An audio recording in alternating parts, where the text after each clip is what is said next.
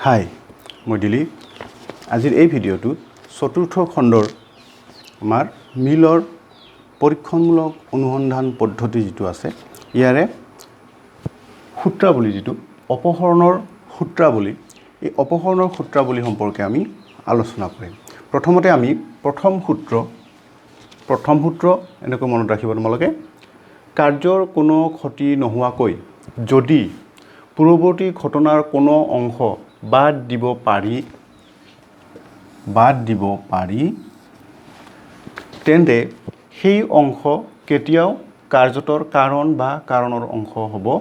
নোৱাৰে আমি জানো যে কোনো এটা কাৰ্য সংঘটিত হ'বলৈ এটা কাৰণৰ দৰকাৰ আৰু কাৰণত কি থাকে উপকাৰণৰ সমষ্টি থাকে তাৰ অৰ্থাৎ কাৰণ হৈছে উপকাৰণসমূহৰ এটা সমষ্টি হয়নে সো কাৰ্যটোৰ এটাই কাৰণ থাকে এটা কাৰ্যৰ কেতিয়াও দুই তিনিটা কাৰণ থাকিব নোৱাৰে কোনো এটা কাৰ্য সংঘটিত হ'লে ইয়াৰ পূৰ্বৱৰ্তী অংশ অৰ্থাৎ কাৰ্যৰ কাৰণ হ'বলৈ হ'লে সেই অংশটো কি হ'ব লাগিব কাৰ্যৰ নিয়ত পূৰ্বৱৰ্তী অব্যৱহৃত চৰ্তহীন হ'ব লাগিব হয়নে নহয় তো কোনো এটা কাৰ্যৰ কাৰণ হ'বলৈ হ'লে সেই পূৰ্বৱৰ্তী অংশটো কাৰ্যৰ পূৰ্বৱৰ্তী অংশটো কি হ'ব লাগিব নিয়ত হ'ব লাগিব অব্যৱহৃত হ'ব লাগিব পূৰ্বৱৰ্তী আৰু নিয়ত পূৰ্বৱৰ্তী চৰ্তহীন আৰু অব্যৱহৃত হ'ব লাগিব যদি কাৰ্যৰ কোনো অংশ বাদ দিব পাৰি যদি এই অংশটো আমি এফ অংশটো যদি বাদ দিব পাৰি তেতিয়া যদি কাৰ্যৰ কোনো ক্ষতি নহয় তেতিয়াহ'লে এই অংশটো কাৰ্যৰ কাৰণ হ'ব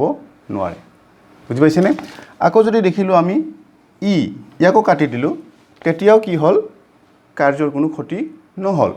অৰ্থাৎ ই কি নহয় কাৰ্যৰ কাৰণ নহয় ঠিক তেনেকৈ আমি যদি চাওঁ যে কাৰ্যৰ পূৰ্বৱৰ্তী কোনো অংশ যদি আমি বাদ দিওঁ তেতিয়া যদি কাৰ্যটো ক্ষতি নহয় তেতিয়াহ'লে সেই অংশটো কাৰ্যৰ কাৰণ হ'ব নোৱাৰে তেনেকৈ আমি যদি ডি কাটিলোঁ চি কাটিলোঁ বি কাটিলোঁ আৰু এটো কাটিলোঁ অৰ্থাৎ কাৰ্যৰ পূৰ্বৱৰ্তী অংশ যিকেইটা দেখা পালোঁ আমি আমাৰ চকুত সেইটো আমি কাটি দিলোঁ অৰ্থাৎ বাদ দিব পাৰি তেতিয়াহ'লে সেই অংশটো কাৰ্যৰ কাৰণ নহয় হ'ব নোৱাৰে অৰ্থাৎ কোনো কাৰ্যৰ কাৰণ অকল পূৰ্বৱৰ্তী হ'লেই নহ'ব ই কি হ'ব লাগিব নিয়ত চৰ্তহীন অব্যৱহৃত হ'ব লাগিব যদি বাদ দিব পাৰি তেতিয়াহ'লে সেই অংশটো বাদ দিব পৰা যিটো অংশ থাকে সেই বাদ দিব পৰা অংশবোৰ কাৰ্যৰ কাৰণ হ'ব নোৱাৰে এইটোকে এনেকৈ কোৱা হৈছে যে কাৰ্যৰ কোনো ক্ষতি নোহোৱাকৈ যদি পূৰ্বৱৰ্তী ঘটনাৰ কোনো অংশ বাদ দিব পাৰি সেই অংশ কেতিয়াও কাৰ্যটোৰ কাৰণ বা কাৰণৰ অংগ হ'ব নোৱাৰে মনত থাকিব নেক্সটটো আহি আছোঁ সূত্ৰটো এনেধৰণৰ চাব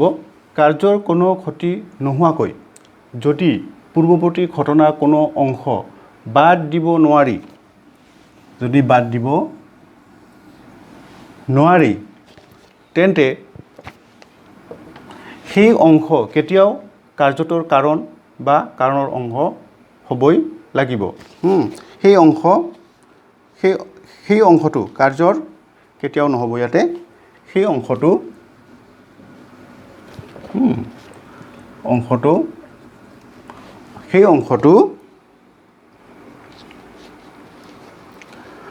কাৰ্যৰ কাৰণ বা কাৰণৰ অংগ হ'বই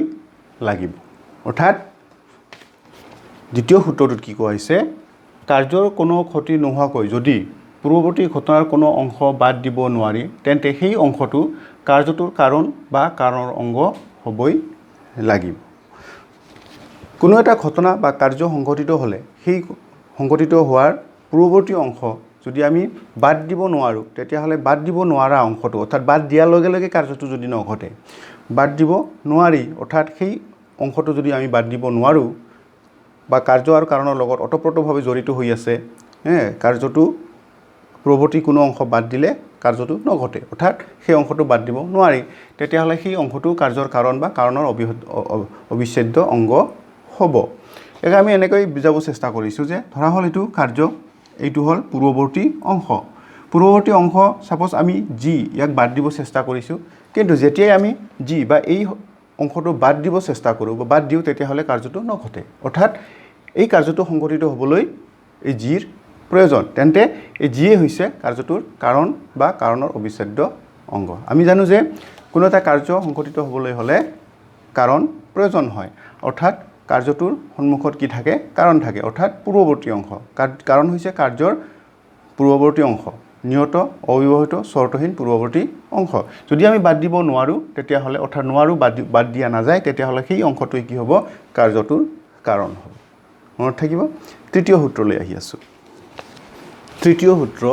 এনেধৰণৰ এতিয়া চাব যে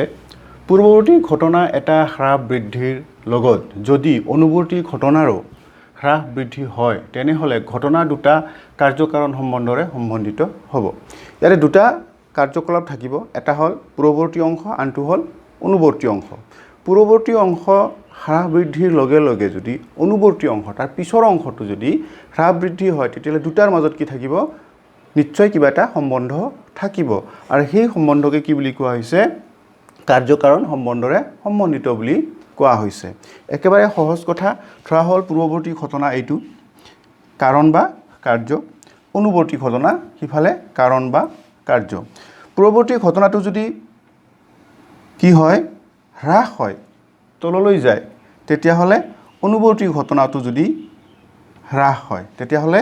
পূৰ্বৱৰ্তী আৰু অনুবৰ্তী দুটা ঘটনাৰ মাজত কি আছে কাৰ্যকাৰণ সম্বন্ধ থাকিব আৰু যদি পূৰ্বৱৰ্তী ঘটনাটো বৃদ্ধি হোৱাৰ লগে লগে অনুবৰ্তী ঘটনাটোও বৃদ্ধি হয় তেতিয়াহ'লে কি হ'ব একে কথা পূৰ্বৱৰ্তী আৰু অনুবৰ্তীৰ মাজত সম্বন্ধ থাকিব অৰ্থাৎ কাৰ্যকাৰণ সম্বন্ধ থাকিব কেতিয়াবা যদি পূৰ্বৱৰ্তী ঘটনা যদি বৃদ্ধি হয় অনুবৰ্তী ঘটনা যদি হ্ৰাস হয় তেতিয়াও কি হ'ব দুটা ঘটনাৰ মাজত সম্বন্ধ থাকিব আৰু কেতিয়াবা যদি পূৰ্বৱৰ্তী ঘটনা হ্ৰাস হয় আৰু অনুবৰ্তী ঘটনা বৃদ্ধি হয় তেতিয়াহ'লে কি হ'ব এই দুটাৰ মাজতো সম্বন্ধ থাকিব অৰ্থাৎ পূৰ্বৱৰ্তী আৰু অনুবৰ্তী দুটা এনেভাৱে ওতঃপ্ৰোতভাৱে জড়িত হৈ থাকিব যে পূৰ্বৱৰ্তী অংশৰ কিবা এটা হোৱাৰ লগে লগে অনুবৰ্তী অংশৰো কিবা এটা হ'ব অৰ্থাৎ লৰচৰ হ'ব অৰ্থাৎ পূৰ্বৱৰ্তী অংশৰ লৰচৰ হোৱাৰ লগে লগে অৰ্থাৎ হ্ৰাস বৃদ্ধি হোৱাৰ লগে লগে অনুবৰ্তী ঘটনাৰো লৰচৰ হ'ব অৰ্থাৎ হ্ৰাস বৃদ্ধি হ'ব তেতিয়াহ'লে সেই পূৰ্বৱৰ্তী আৰু অনুবৰ্তী দুটা ঘটনাৰ মাজত কি থাকিব অংশ দুটাৰ মাজত কি থাকিব কাৰ্যকাৰণ সম্বন্ধৰে সম্বন্ধিত হ'ব মনত থাকিব একেবাৰে সহজ নেক্সট চতুৰ্থ সূত্ৰলৈ আহি আছোঁ চতুৰ্থ সূত্ৰ এনেধৰণৰ এতিয়া চাব যে তৰ্কবিদ জোচেফে আগবঢ়াইছে দেই আমাৰ অপহৰণৰ সূত্ৰ পৰীক্ষণমূলক অনুসন্ধান পদ্ধতিত প্ৰয়োগ হোৱা মূল সূত্ৰ তিনিটা তাৰপিছত তৰ্কবিদ জোচেফে আৰু এটা সূত্ৰ অৱতাৰণা কৰে সেইটোলৈ মুঠ চাৰিটা হয় সেইকাৰণে চতুৰ্থ সূত্ৰ তো অপহৰণৰ চতুৰ্থ সূত্ৰ কোনে অৱতাৰণা কৰে বা কোনে আগবঢ়ায় নামটো মনত ৰাখিব তৰ্কবিদ জোচেফ ঠিক আছে পৰীক্ষাত আহিব পাৰে তো তৰ্কবিদ জোচেফে অৱতাৰণা কৰে চতুৰ্থ সূত্ৰটো কোনো এটা ঘটনাক যদি কোনো কাৰ্যৰ কাৰণ বুলি জনা যায় কোনো এটা ঘটনা যদি এইটো ঘটনা ধৰা হ'ল কোনো কাৰ্যৰ কাৰণ কোনো এটা কাৰ্যৰ কাৰণ বুলি জনা যায় তেতিয়াহ'লে সেই অন্য ঘটনাৰ কাৰণ হ'ব নোৱাৰে তেনেহ'লে ই অন্য ঘটনাৰ কাৰণ হ'ব নোৱাৰে অৰ্থাৎ আমি পাইছিলোঁ কি কাৰণ আৰু কাৰ্যৰ যি সম্বন্ধ কাৰণ হ'ল কাৰ্যৰ নিয়ত পূৰ্বৱৰ্তী চৰ্তহীন আৰু অব্যৱহৃত ঘটনা পৰিমাণগত গুণগতভাৱে আৰু পৰিমাণগতভাৱে কাৰ্য আৰু কাৰণ সমান সমপৰিমাণৰ কাৰ্য যিমান কাৰণো সিমান সমপৰিমাণৰ ইয়াতে চাব কোনো এটা কাৰ্য যিটো কাৰণৰ পৰা হয় সেই কাৰণ সেই কাৰ্যৰেই কাৰণ অৰ্থাৎ সেই কাৰণ অইন কাৰ্যৰ কাৰণ হ'ব নোৱাৰে ইয়াতো ঠিক এইটো কথাই কোৱা হৈছে যে কোনো এটা ঘটনাৰ যদি সেইটো কোনো এটা ঘটনাৰ কাৰণ যদি এটা হয় সেইটো কোনো এটা ঘটনাৰ কাৰণ যদি এটা হয় কাৰ্যৰ কাৰণ হয় তেতিয়াহ'লে সেই কাৰণটো অন্য কোনো ঘটনাৰ কাৰণ হ'ব নোৱাৰে উদাহৰণস্বৰূপে মই এটা সাধাৰণ উদাহৰণ দি তোমালোকক বুজাব চেষ্টা কৰিছোঁ দেই ধৰা হ'ল